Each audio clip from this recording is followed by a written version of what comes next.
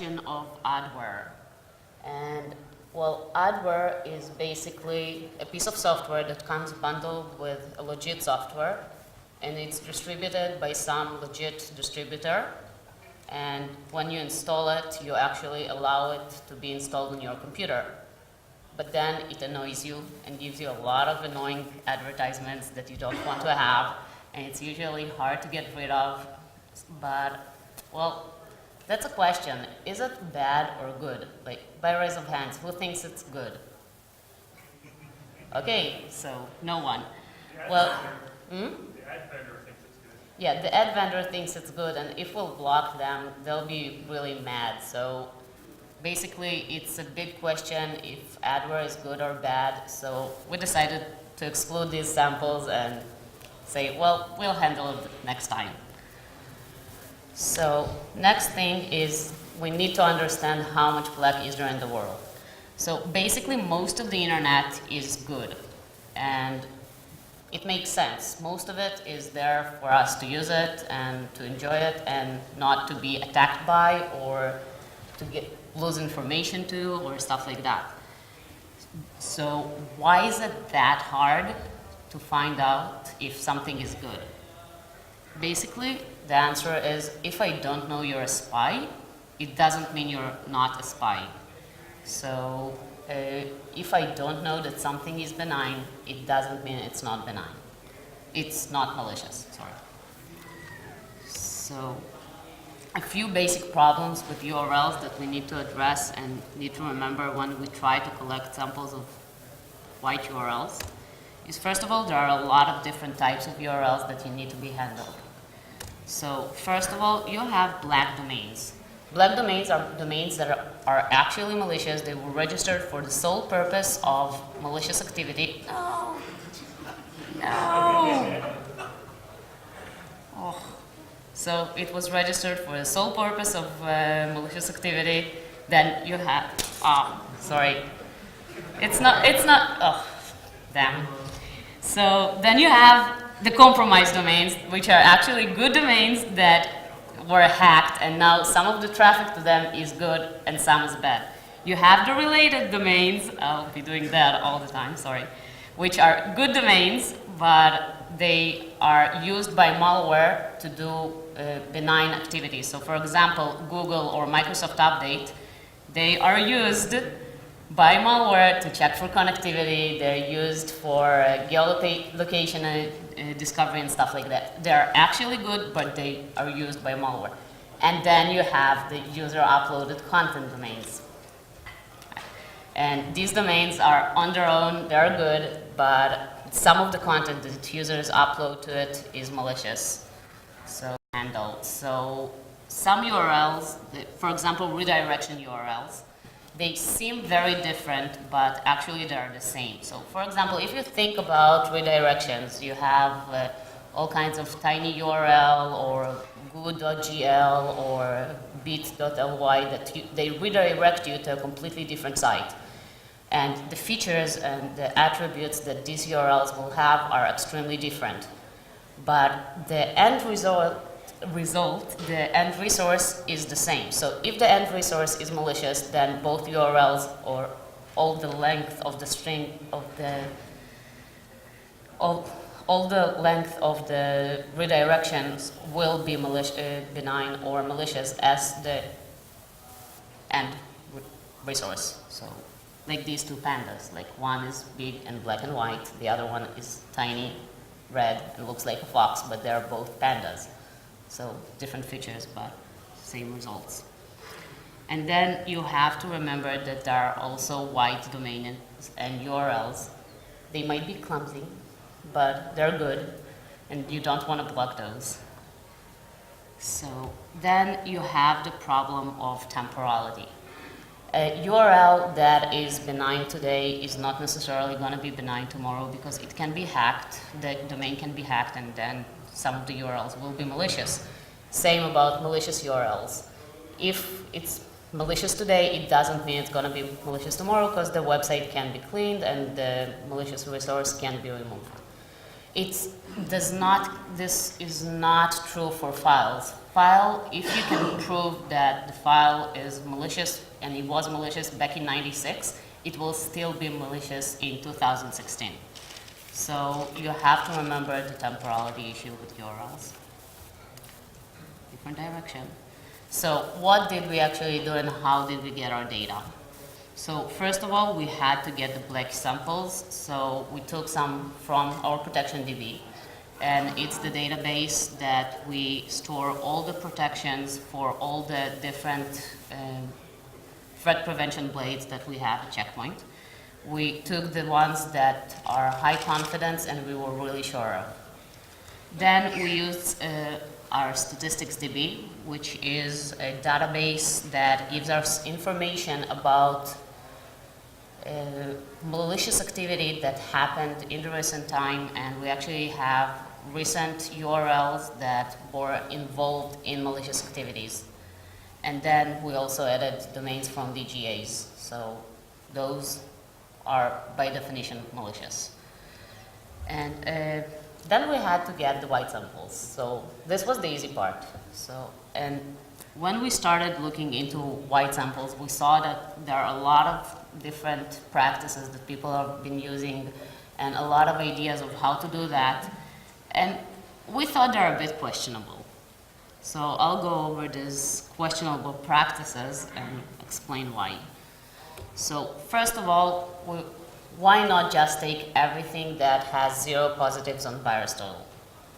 So basically, as I've said, if I don't know you're a spy, it doesn't mean you're not a spy. So the fact that VirusTotal says 0 positive does not mean that this URL is not malicious. So going and asking VirusTotal for everything that is 0 positive is not good enough. The next thing was, well, why don't you just take Alexa Top? And there are a lot of sites that are high ranked and they must be good. Well, first of all, you have to ask yourself, top what? If you're talking about the top 100,000, then not such a good idea. Most of the Zeus domains are in it. Then if you only try to take the top 1,000, you're still having a problem. For example, this domain, and it's a malicious domain, and when I took the screenshot, it was ranked 653. A few months before that, it was ranked about 200. You do not want it in your data set tagged as white. So that's a problem. And then, well, why don't just take top 100? Top 100 will probably work because top 100 will probably not going to contain any malicious URLs or domains in this case. But that is just not enough data for machine learning, so that's a bummer. Then you have the question of why not just take anything that's been around for a while. So let's take domains that have been here for over 10 years. They must be good. So let's look at the Dropbox example. They were registered almost 20 years ago. And if you look on the Google Safe Browsing Advisory, you'll see that it was tagged 55 times for malicious activity during 3 months, containing 4,000 Trojans, about 2,000 viruses, and 1,000 exploits. So, no, shouldn't work.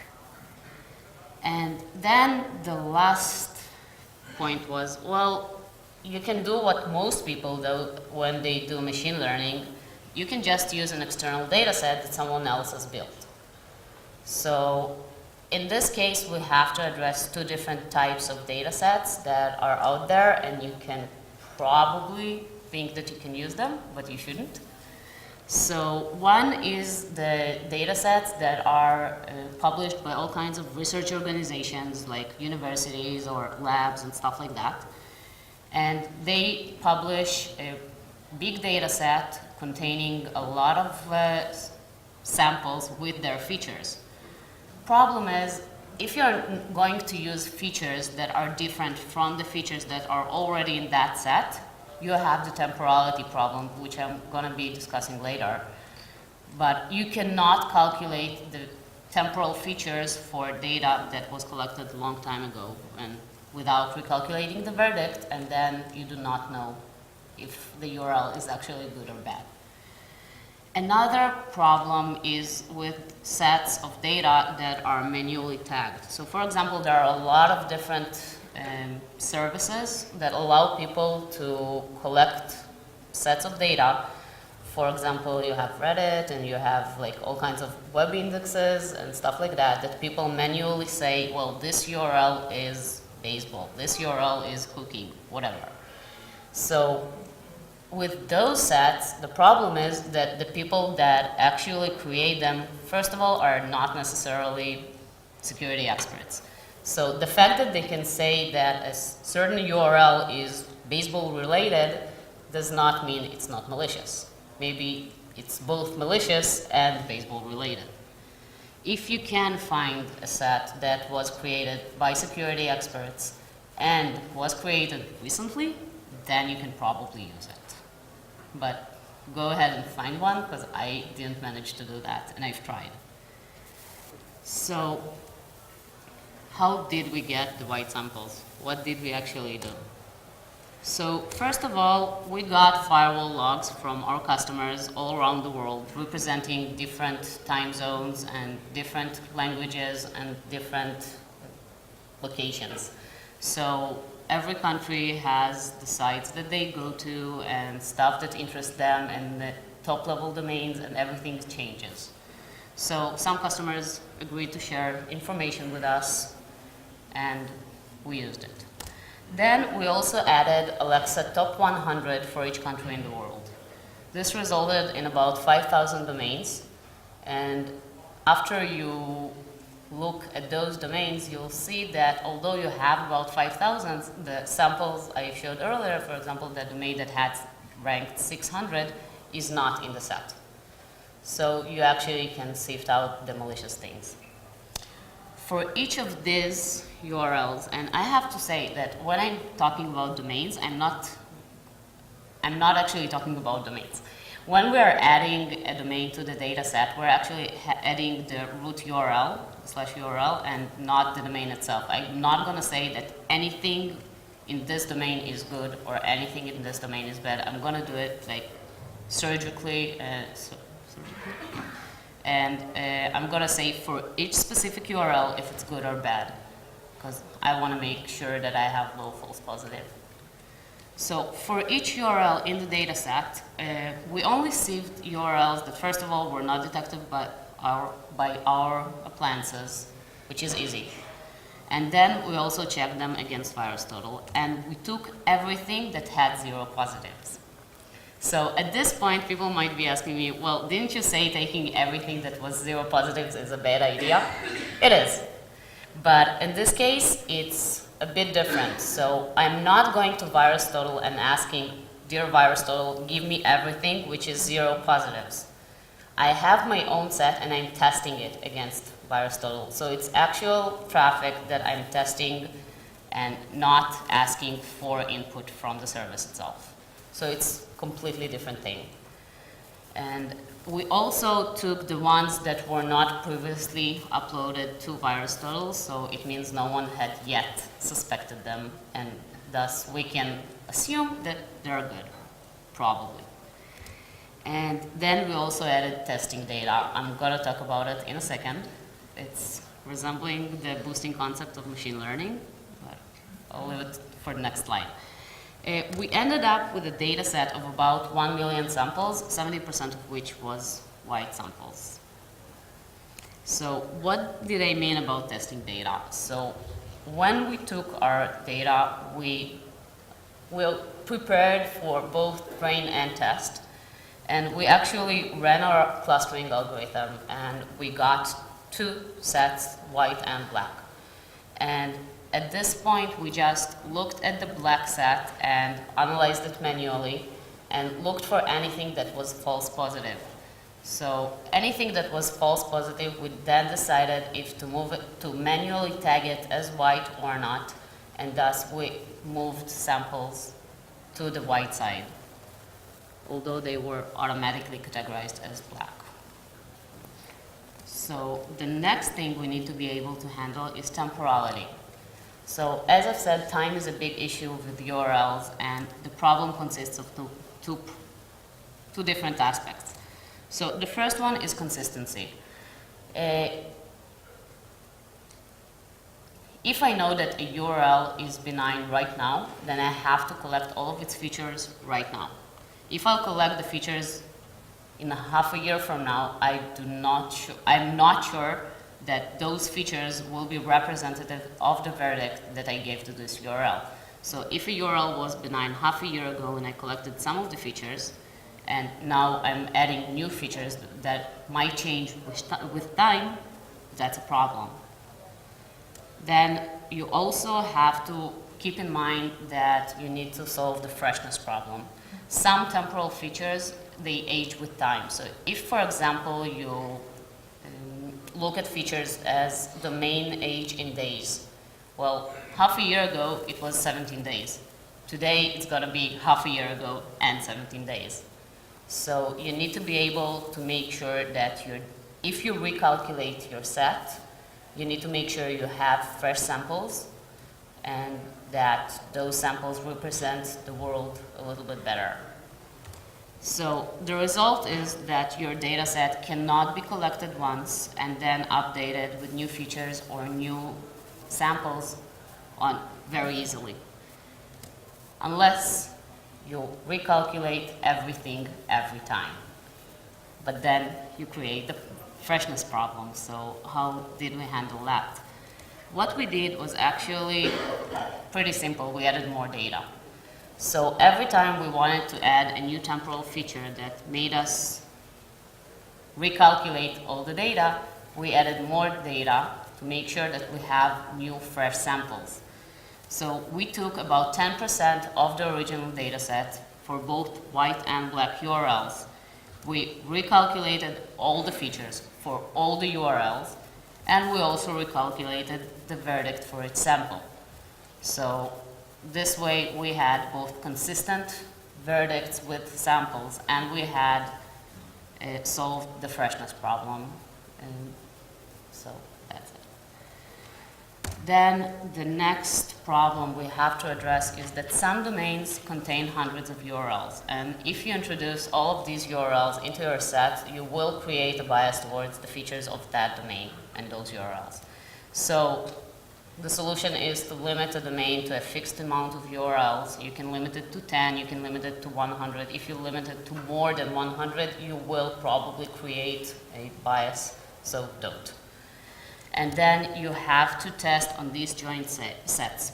So what I mean by these joint sets in this exact point is these joint sets of domains. So I have a set of domains that I have in my training set.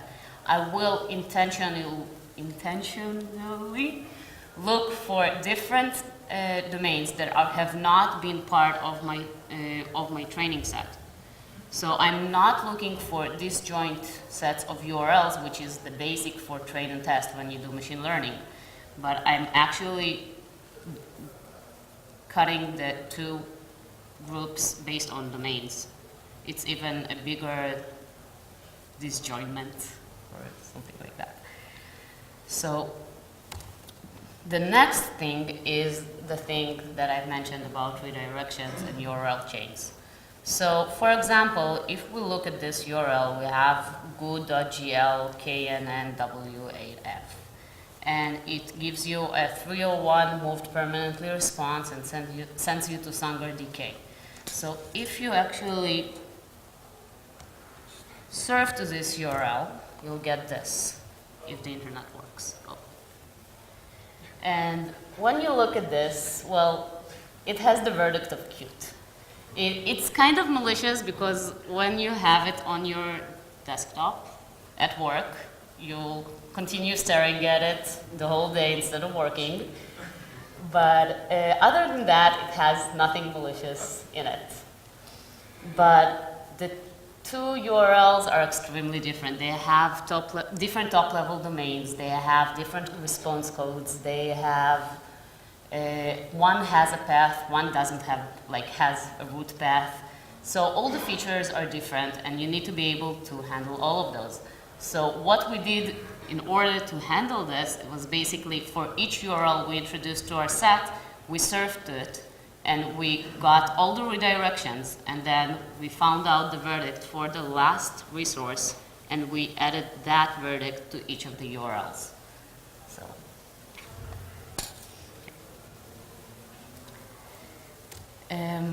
Some fun facts that we've noticed while we were collecting data.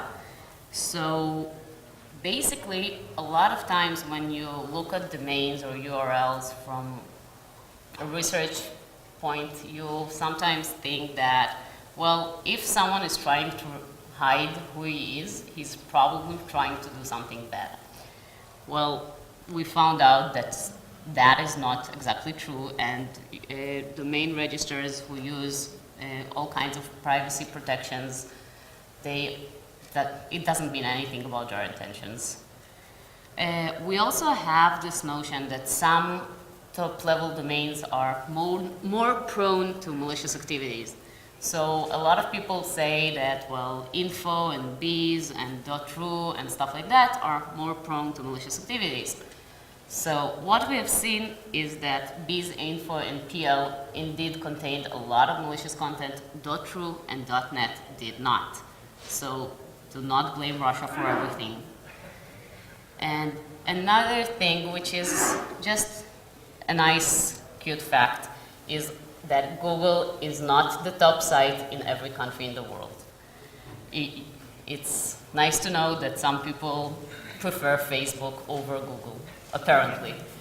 And out of the top 5,000 sites that we got after we found only the uniques for all the countries, 100 of them are Google's, like Google CO UK and Google Com BR and stuff like that, and 100 not including Google advertisements and Gmail and stuff like that, but a lot of Google out there. So, some conclusions. If you have a suspicion and you're not sure that something is white, then assume it isn't. It's enough for you not to categorize it as white. Then you have to manage temporality. Either build your data set with all of its features at the same time, or keep on adding new data to keep it fresh and recalculating all the features all the time to keep it consistent. And always remember, the training distribution does not actually represent real-world traffic, and that is something that leads me to future work. And well, our first thing is, how do we make the data set represent real traffic? As I've said, we don't have a lot of malicious content on the internet, as we would assume. And we actually used 70% white and 30% black in our data set. So that's a bit of a problem. And on the other hand, to use 99% white and 1% black would have also created a bias, and we would probably not been able to do anything good with it. The next thing is, well, we need to be able to handle adware, since we just decided not to. And we have to remember that the training set that we use is very clean. But the real world is way more messy, and that there are things that we didn't actually look into.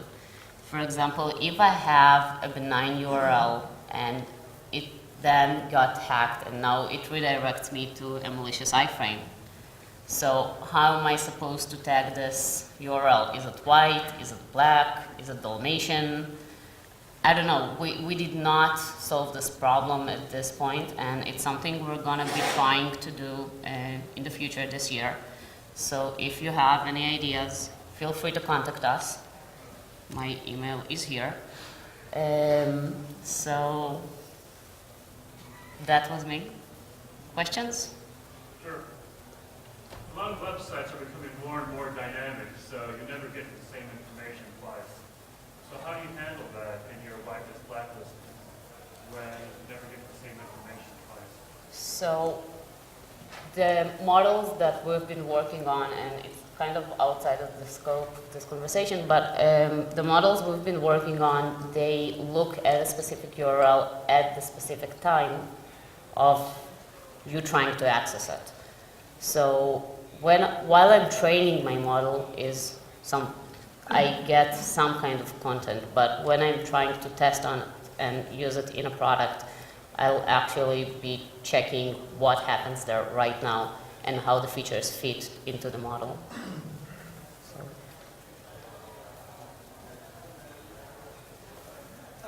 It sounds like your base rate, you really edge towards the world is hostile. Don't you get a lot of false positives out of that? So, first of all, the world is hostile. And actually, no.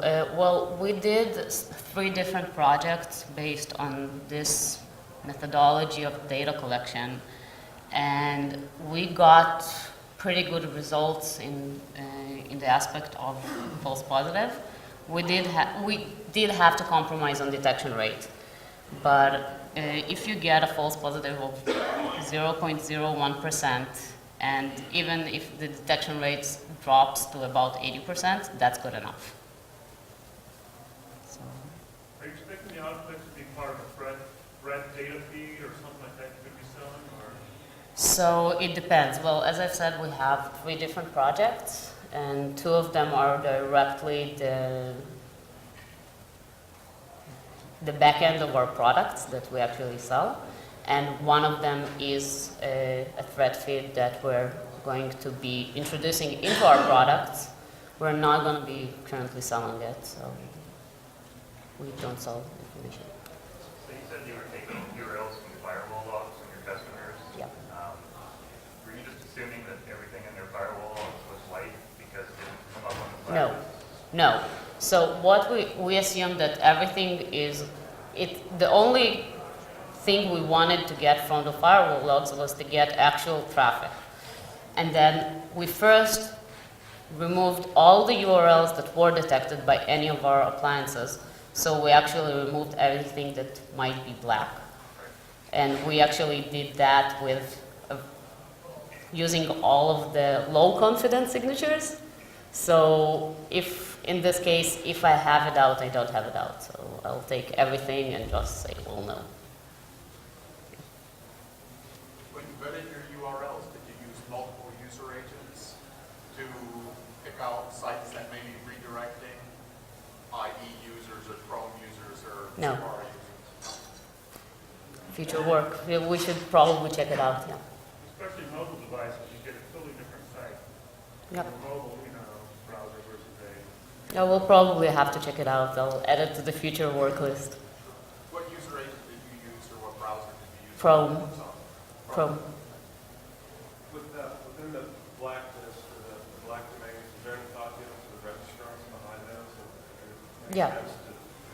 Yeah, of course, as I've said, we did look at the data about who registered the domain and how long ago did it happen and how many registrant changes were there and stuff like that.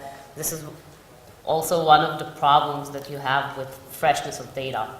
So when you look at features such as how long ago was it registered, then it ages every time you calculate it. So you need to be able to look at